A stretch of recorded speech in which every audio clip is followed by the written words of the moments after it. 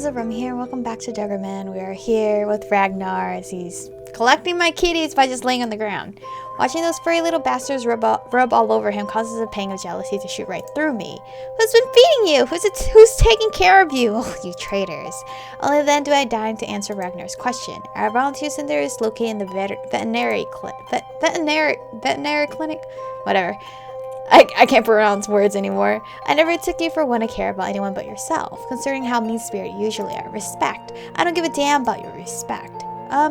Is there enough room for them at your clinic? You have a whole slew of cats here, 15 pairs of ears, tails, and twice as many paws. Our manager refuses to talk to me and hasn't even gone so far as to blacklist me with the group. So you're walking in there blind. Do you even know if these cats will find homes? Are you accusing me? You! This entire problem is your fault, you and the others. Do you really think I want to give them away? Do you really think I enjoy asking for your help? Calm down, calm down. I am sure everything will be fine. Let's go. I'll talk to your boss. Ragnar gives each of the cats a final pat on the back, then stands up, causing the space around him to instantly look too small for his enormous frame. He then follows me out onto the street, and I can't help but worry about getting this eccentric goof involved is a bad idea. Although I am curious how he's going to solve the problem. Before entering the clinic building, Ragnar turns to me. Do you want this settled discreetly, or should we have some fun? Have some fun, why not? He read my mind. Of course I want to have some fun. Brandon circuses, please. Excellent. I'm glad our desires align. I mean, might as well, because the manager wants to block me and shit. Fuck it. But then not really, because then I'm still sending these cats back, and I don't want whatever. The damage has been done. Ragnar pulls a large pipe up from his pocket, and a curious smoke begins to bellow around it. Oh god, what the fuck? What the hell is this? What the fuck? I thought this was gonna be funny. That cat is staring at me and it's very creepy. Can you guys even tell? I don't know. I'll zoom up on it. More work for editing me, but you know, zoom up on that. Creepy. Luckily, we quickly find the manager once we enter the building. The moment Ragnar steps through the door, he lets out a huge stream of smoke, which immediately swirls about the walls. Then something strange begins to happen, strange and surreal. The animals touched by Ragnar's smoke break out of their cages, fully dressed, stand up on their hind legs, and pull out instruments. Then they perform a strange song, the words and music of which carry no rhyme or reason. Terrible, terrible. Shame, shame. They don't like animals, and that's why you'll go to hell. The dogs and cats begin to dancing around the woman, casting demonic shadows that flicker frighteningly against the walls as they encircle her. All the while, the room grows more and more terrifying as everything within is bathed in an eerie, unnatural reddish glow. Yet, despite the horror that unfolds before me, I find myself deriving immense pleasure as I watch the manager scream and flail, while she desperately tries clawing her way out of the ever-growing circle of beasts. Ragnar is a really messed up guy. I wouldn't want to be in that poor woman's shoes. Then the animals begin to intertwine their tails to form something monstrous, and the infernal performance reaches its climax. Holy shit, what the fuck is that? Now that I can see properly, now I can see all the cats here. After which deathly silence follows, taking on the vague form of a cat. The monstrous approaches the manager and hands her a single piece of paper. You must swear in your life to take care of all animals, to never do bad things, and to every day pet us, 40 times in the back and twice on the belly. Sign it or you will end up inside of mine. The woman, who was also touched by the smoke and is not acting herself, hurriedly signs the demonic cat's contract. The moment she finishes, the monstrosity breaks apart and sends critters scattering about the room. Ragnar then leans forward and blows smoke towards the shivering woman. Now you must find homes for these 15 cats. Curious about her condition, I approach the manager to give her a few orders, and she compliantly does everything I demand. Once we are done with the clerical matters, we head outside and I ask, is it even ethical to manipulate people like that? Of course, it's not. But your problem is now solved, and I was given a chance to have some fun, which is why this woman's trauma is now on your conscience. You bastard, you were going to blame this on me from the very beginning, weren't you? I mean, I did agree to it, so technically. Ragnar grins, and I had to fight the urge to strangle him. What happened just now is more proof that Quansies are dangerous. Well, yeah, obviously. The next morning, I wake up to my alarm clock and head into the kitchen where I greet my mother. Good morning, honey. It's so early, and yet you're already burning the midnight oil. She flitters off, and I breathe a sigh of relief. I can't even go to university today. Besides, I have more urgent matters to worry about, namely the volunteers who the manager arranged to come take away my kitties. They'll begin arriving shortly. I was certain that my heart would break as the apartment slowly emptied. But something within me has changed recently, and I can't quite put my finger on it. It's not just my aggressive attitude. It's something deeper. Things with the cats drag on until into the evening, which doesn't give me time to escape to my room before my mother returns from work. Sunshine, you missed your seminar with Nikiforova today. Superwoman, why didn't you go? You're sick, you don't look well. My mother immediately approaches me and tries reaching for my forehead, and with a familiar motion to push her hand away. But the problem is, this is the first time I have ever done that to her. Is everything alright? Yeah, I'm fine. And that was the truth, because I finally understand everything. I was never the person I pretended to be with my mother. Her constant pressure to mold me into what she deems the perfect woman, I can't take it anymore.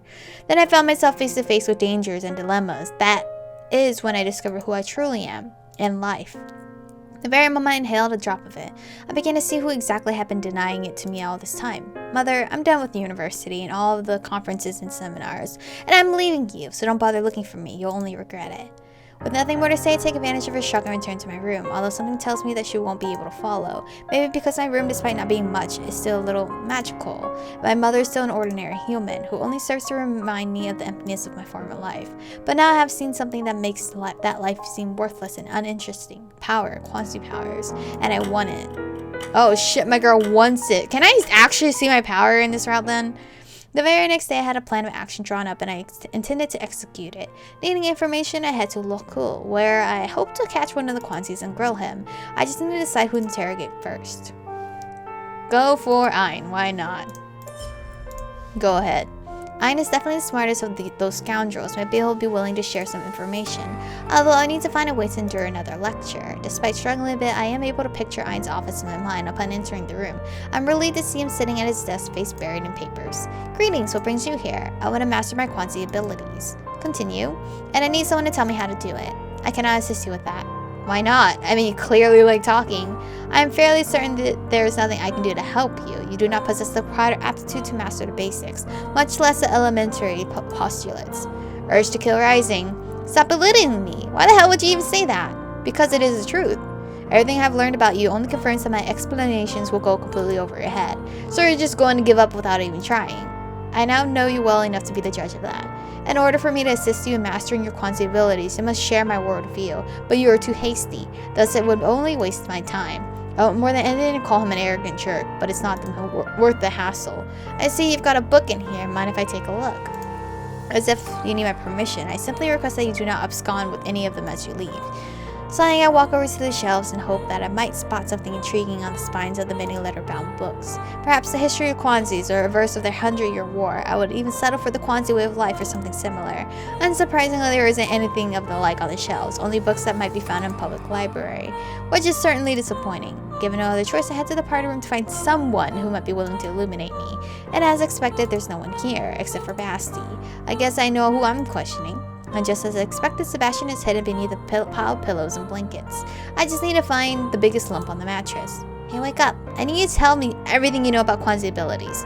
Sebastian grunts and pulls a blanket up over his head, but I keep shaking him. Come on, buddy, you're gonna end up sleeping your life away. Nothing. Are you really going to make me do this all day? I'm not stopping until I get some kind of reaction out of you. Throwing back the blanket, Basti sits up and stares at me with infinite weariness in his eyes. You're really bothering me right now. If you have that much energy, go run it off. How am I bothering you? Am I disturbing your sleep? I have questions I need answered. You're preventing me from saving people. What are you talking about? I don't understand. I'm now focusing some of my attention on you. As a result, I may miss spatial disturbances which could lead to an altered attack. What does he think? I was born yesterday? If he would rather sleep, why can't he say so? But girl, are you stupid? Some people have powers that are different than others. His power is him having to close his eyes and look like he's asleep, but he's actually mentally fighting them off. Either way, I'd rather play along, if for no other reason that to get what I need out of him quicker. If it's really that serious, then there's no time to waste. Hurry and tell me how I can assess my abilities. The sooner you do, the sooner I'll leave you alone. Everyone receives what they deserve. The fact that a person like you has been gifted with genuine abilities, the irony of it, it's nothing less than divine. Are you preaching now? Not that it helps me at all. You receive nothing until you are worthy. Then how can I earn my worthiness? Humility, endless pain and suffering. Can I maybe do it without all the suffering? I mean, I can barely handle stubbing my toe on the nightstand. Then love thy neighbor. So now we're back to endless pain and suffering. Do not turn this conversation into a farce. I'm being serious here and so should you. You've got to be kidding me. Why can't the jerks of your organization be powerful but I can't? Just tell me what I need to do to manifest my powers and I'm done. Bassie looks up at me with tired yet forgiving eyes. The ones you refer to as jerks have walked through the 7 circles hells and survived. Even now some are trapped in their own personal purgatories. The fact that you're judging without knowing them says more about you than it does them. Now please leave me to atone for my sins. Sebastian sinks back into his pillow and closes his eyes, and no matter how much I shake him, he doesn't wake again. Oh, now I'm livid. He gave you the answer! Accept it. Don't fuck with my boy Bassie. I'm gonna fight her for that. Clearly, I won't be getting anything out of Bastie. I should probably ask someone else. But no matter how many doors I knock on, nor how thoroughly I search for cool, I can't find a single soul. Desperate for answers, I return home and try typing quansies, altas, and neuter rooms into search engines. But no matter how many terms I query or pages I flip through, I can't find anything at all. It's so strange that there has to be something. Thinking back to how the quansies have been acting, they're not the least bit cautious. One would think videos of all sorts of unexplained phenomena would have popped up on the internet long ago. Or rumors in the very least. Nothing remains hidden in this day and age. Inspired by an idea, I tried accessing the Degraman. But although I've been able to easily access it before, I'm now blocked. If I can block access to the Degraman in his meter rooms, then he is most certainly monitoring internet searches as well. Strange ideas began racing through my mind, which leads to even more strange and terrible ideas. What if Ein somehow deleted any article that might point to the existence of quansies? If they can monitor hex activity across the country with their abilities, maybe they can manipulate digital information as well. Just thinking about it is enough to drive one mad. If Ein is indeed blocking my access to the Degraman, that can only mean one of two things. Either he's hiding the information from me, or he's hiding from everyone else. I need to try searching for this information again while outside of Ein's meter rooms, but I'm not sure how to go about doing that. They won't let me leave. Having finished searching the internet, I head to the party room. As far as I understand it, it's also a meter room. I need to study it. If one finds oneself in a vacuum of information, one must explore unstudied areas, utilizing the tenets of scientific research. Is it not true that humanity acquired all of its knowledge on its own? How many billions of applications and experiences did they attempt in the pursuit of wisdom? And to think that a single morsel of truth was gifted to them. I feel like I've traveled back several centuries. Just like the earliest scientists, I am now face to face with the unknown. But unlike my scientific forefathers, I possess the knowledge of those who lived hundreds of years before me. Those who were not afraid to experiment. So I began my research. And it's not long before I have my first result. Although I'm clearly disturbing Sebastian's beauty sleep. Fortunately, he proves much more useful than before. Bassie shows me a whole bunch of different meter rooms that I can conduct my experiments in, just as long as I stop making so much noise in the party room. So I continue my experiments in these new rooms. I spend the entire week from early in the morning to late at night and conducting experiment after experiment, but every result I receive is negative. There has been zero reactions to any of my tasks. Maybe I need to tailor my methods of investigation to better suit those quansi forces. The very next day, when I decide that I needed to devise more ways to study the quansies, Bassie suddenly exhibits a desire to communicate with me, and does so by knocking on my door. Having been ignored by everyone for the last several days, I almost fall right out of my chair. But being extremely curious, and despite not having finished the experiment plan I had been working— what is she experimenting? I close my laptop and head to the door. Of course, upon opening it, Bassie is nowhere to be found. How does he do that? Does he run up and knock and then flees the scene of the crime, expecting me to believe he's still asleep? Giggling at the ridiculous suggestion, I begin searching for Bassie amid the pillows. Oh, his eyes are open. How welcoming. It seems he's been waiting for me. Did you call? Yes, this is for you. Don't ever take it off. Alright, we got the same thingy again, but relationship-wise, we're not as close compared to the other routes. Bassie hands me a chain with a silver plate pendant in the shape of a triangle. A Sierpinski triangle. I don't even know if I pronounced that word correctly. So you can contact me if you need my help, or as a last resort. How does it work? Like this, for example. I can clearly hear Bassie's voice, but his lips are not moving. Is he a ventriloquist? Wait, didn't he say something about telepathy before? Take your freaking thing back. I don't want you digging around in my head. First, despite being able to speak to you, I can only hear your thoughts and only those you directly address to me. Second, I do not require the linker to contact you. Doing so without only requires a little more of my energy. And third, I'm not offering it to you simply because it is pretty. Believe me, it's better to take it and not need it than to leave it behind and find yourself in need. Fine, I'll take it. I like the design anyway. Thinking Bassie has finished, I turn to leave, but he calls out to me. There's more. In urgent situations, I may ask for your permission to use your body. To help you, of course, but in order for me to do so, you must agree to it. Wait, what in the hell? I don't want you using my body. Should you need saving, I would only transfer a portion of another quantity's consciousness into yours. This deal is getting worse all the time. I understand. Still, even though you may think it's a bad idea now, I begin to leave, but Basset calls out to me yet again, barely able to hide my annoyance. I glare at him. You wanted to see Altids. Well, here's your chance. Ein has given his permission to take you one of our missions. Oh, how generous and unheard of. Don't treat me like an object to be dragged around all over the place. I refuse to be taken anywhere. If you really want me to go with you, you need to ask. Having heard my tirade, Ragnar walks into the party room. Oh no, I'm risking Ragnar's life now. Nah, this is way too respectful. We didn't even buy you a ticket. Looks like you have to be checked in with the luggage. Alright, it's gonna be quite interesting being with Ragnar. I guess I'm not too mad that we got this route, but I'm still kind of mad because this is our third playthrough of this game. And I feel like I need to look for a guide after this one. And pray to God somebody has written one up. But, I usually don't play visual novel games that has multiple routes like this more than once because I want you guys to experience it. But I haven't even shown you the two candidates that you can go for.